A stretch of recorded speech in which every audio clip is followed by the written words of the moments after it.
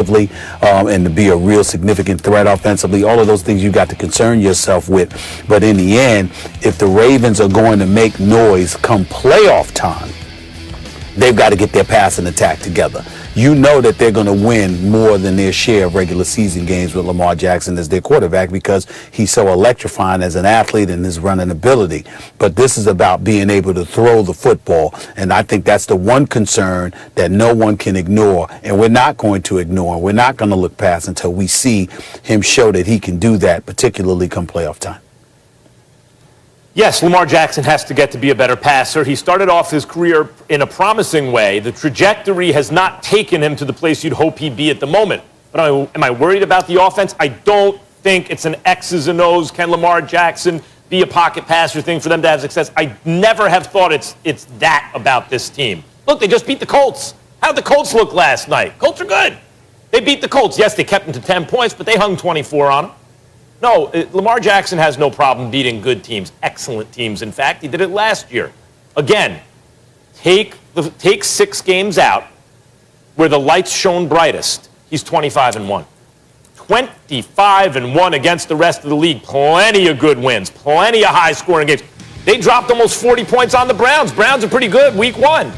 No, they can score. The offense is okay. That's not the issue. You can't make excuses like that, I don't think, if you're the Ravens. The problem is they can't beat the teams they need to beat. If you're in the AFC, you must beat the Chiefs. They're 0-3.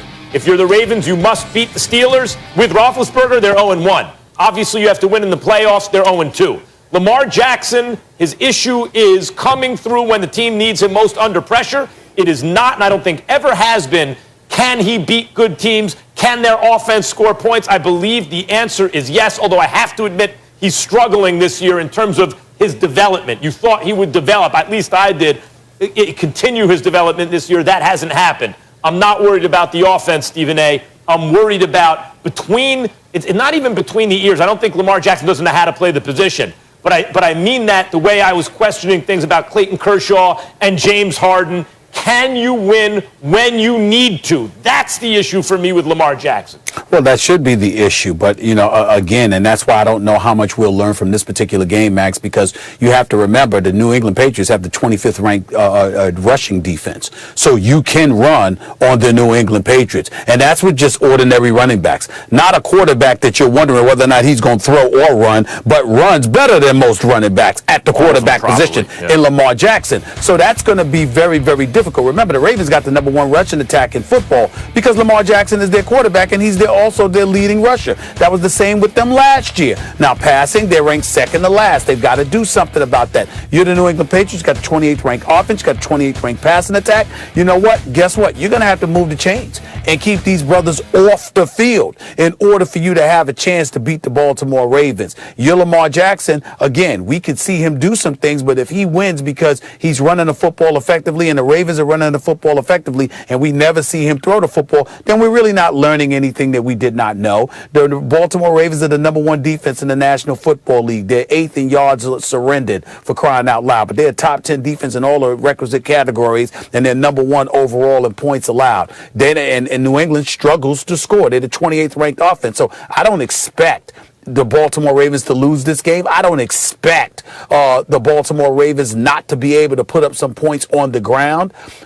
What I'm looking to see is, can Lamar Jackson throw the football?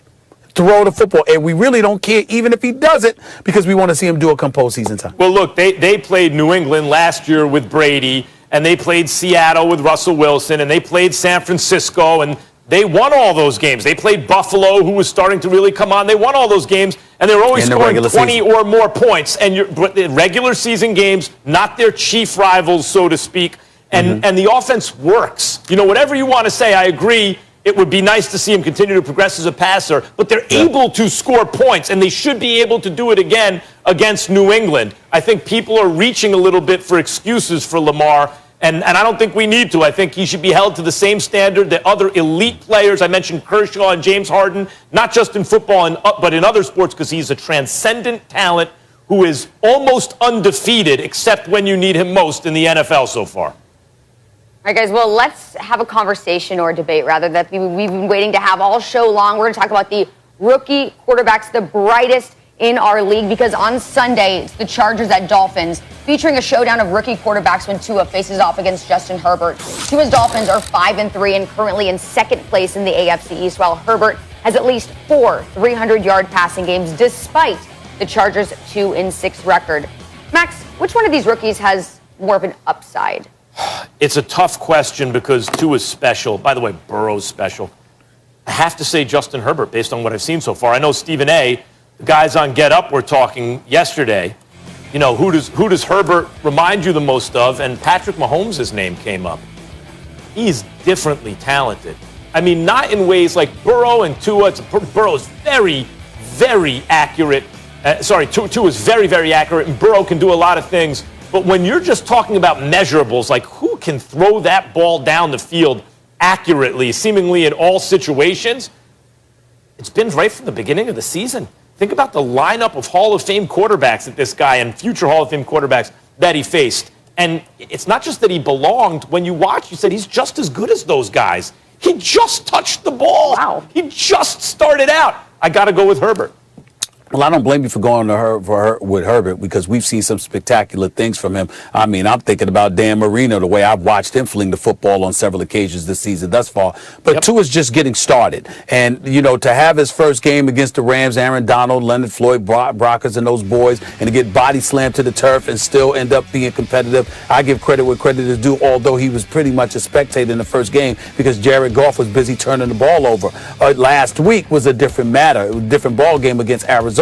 He threw for over 250 yards. He completed over 71% of his passes. The accuracy is definitely there. It's going to be real interesting to see, you know, what he does in a game like this. I'm interested in seeing Herbert against Miami's defense because they're the 4th-ranked defense in the National Football League. So let's see what they do because Brian Flores, who comes from the defensive side of the ball, is doing an exceptional job head coaching this team. There's no question about it. We're going to see what Tua does against the Chargers. And I'm telling you right now, I'm going to reiterate what I've said on several occasions this week, Max. I'm getting very, very worried about Anthony Lynn. You know how big I am on these black coaches getting opportunities because it don't come around every day. But you cannot lose double-digit lead after double-digit lead with a rookie quarterback who's playing that way. If you were losing because your rookie looked like a rookie and he wasn't effective quarterbacking your team, that's very, very forgivable because there's an upside. Herbert is balling. And because he's balling, you're looking at them and you're saying, why the hell are you losing football games? It has to stop. You know something, I think Stephen he A? knows it. I think the team knows it. We're going to see what Tua is able to do. I'm sorry, what Herbert is able to do against this Miami defense. That's what I'm looking for. Tua, I want him to get a couple of more games under his belt before I really, really judge him, Max. It's interesting because I wouldn't blame any, no revisionist history. Burrow had the greatest year ever in college, probably ever.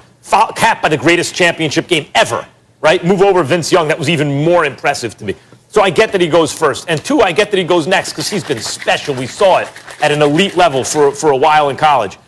Herbert was supposed to be the number 1 overall pick a couple years ago. Remember, tanked for Herbert at first. And then he seemed to regress. So I get why he didn't go first. Stephen A., every quarterback has a weakness. I don't know what Herbert's is. He looks like, I know like usually it's safety first in the draft, check all the boxes. Herbert checks every single box. Maybe he's not a vocal enough leader for some people. Nonsense. This guy has mobility, size, uses his legs. He can pick up first downs or just extend plays and throw down the field, keeps his eyes down the field. He seems to process information very quickly. He's accurate in tight windows. He has a cannon for an arm. It's like laser-guided missiles. He's not only great in the pocket. If you give him time, it's a joke. It's a massacre. He will destroy you. But he can throw off platform under pressure. He checks every single box so far. I'm sure there's a weakness. I don't see it. Yeah, but here's the thing, Max. He's tall. Hold on. Here's the thing. When we have questions about Tua, it's about his durability. It ain't about his game. Because he was accurate in college. He's in his first 2 games in the NFL. He's accurate now. 3 touchdowns, not an interception. He's not making mistakes. He's not turnover prone. No doubt. And we all highlighted that there's an upside. So when you look at what he brings to the table, what I'm saying is, okay, you went against the Rams, you got your feet wet, you went against Arizona. Now you got this game against the Chargers. But again, give him as many games under his belt as Herbert has, and then we might see something special from Tua, because right now the only question is his durability. Right, no, well, listen, I know, like, height doesn't mean everything, but if you give me 2 quarterbacks and one's bigger, I'll take the bigger one if all other things are equal. I'm just talking about game. Right, but they're not equal. Herbert has a better arm, and Herbert has not coming off a catastrophic injury. All right, well, what's even cooler is this game wasn't supposed to happen between these 2 quarterbacks. It was originally scheduled for October 25th. Tua hadn't even been named the quarterback of the Dolphins at that point, but here we are, 2 amazing rookies going head-to-head. And also, we want to say thank you to the Nellis Air Force Base members who have joined us all show long. You're incredible. Thank you for your service. Doug, take it away. Charlie, thank you very much. As you know, this job opens doors like you never expect. Be on the field for Super Bowls, World Series, and meet great athletes. But today is a day I'll always remember the rest of my career, really second to none. In large part is because the military runs through my family. My father was in the Air Force, and I believe we have a couple photos there on the left. And then my grandfather, on my mother's side, was a dentist in World War I for the U.S. Military. So certainly hits home here, and I had a blast today. So we want to thank everyone here in Las Vegas at Nellis Air Force Base.